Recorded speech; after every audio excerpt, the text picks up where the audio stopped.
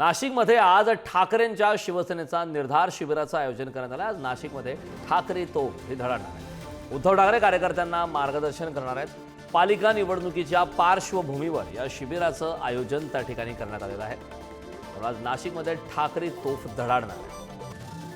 या संदर्भात ताजी अपडेट देण्यासाठी आपले प्रतिनिधी किरण ताजने आपल्या सोबत जोडलेत। किरण, आपण पाहतोय खरं तर आगामी काळातल्या महापालिका निवडणुकीच्या दृष्टीने नाशिकमध्ये आज ठाकरेंच्या शिवसेनेचं निर्धार शिबिर आहे। किती वाजता या कार्यक्रमाला सुरुवात होणार आहे?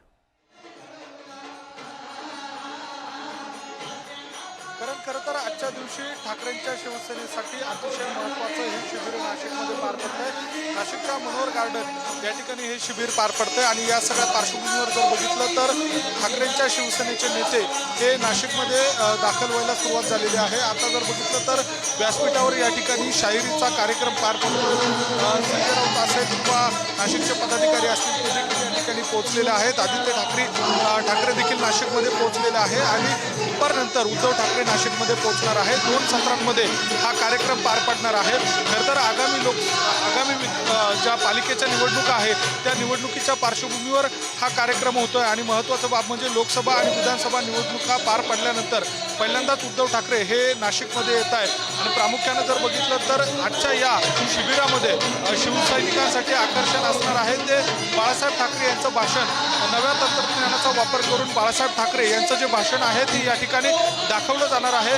दुपारच्या सत्रामध्ये हा कार्यक्रम होणार आहे। दुसरी आणखी एक महत्त्वाची बाब म्हणजे याच ठिकाणी काही प्रमुख नेत्यांच्या मुलाखती देखील संजय राऊत घेणार आहेत, ज्यामध्ये ठाकरेंच्या शिवसेनेसोबतच का म्हणून या धाग्याखाली या ठिकाणी या मुलाखती होणार आहेत। आजच्या दिवशी उद्धव ठाकरे यांचं देखील भाषण होणार आहे आणि कालच्या दिवशी जो टीजर जारी करण्यात आलेला आहे त्यामध्ये जर बघितलं तर भाजपवर एक प्रकारे निशाणा साधण्यात आलेला आहे।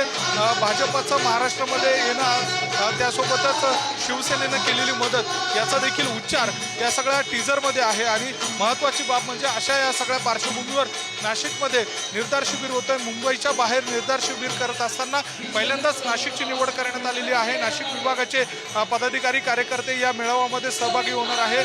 आणखी दुसरी एक महत्त्वाची बाब म्हणजे या शिबिरासाठी अनेक अडथळे निर्माण केल्याचा आरोप देखील संजय राऊतांनी केलेला आहे।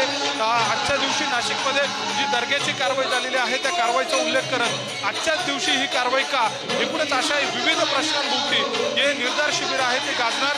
यामध्ये प्रामुख्यानं भाजपसह सत्ताधाऱ्यांवर टीका या सगळ्या काळामध्ये केली जाणार आहे। आपण जर दुसऱ्या बाजूला बघितलं तर या ठिकाणी आता पदाधिकारी कार्यकर्ते देखील यायला सुरुवात झालेली आहे।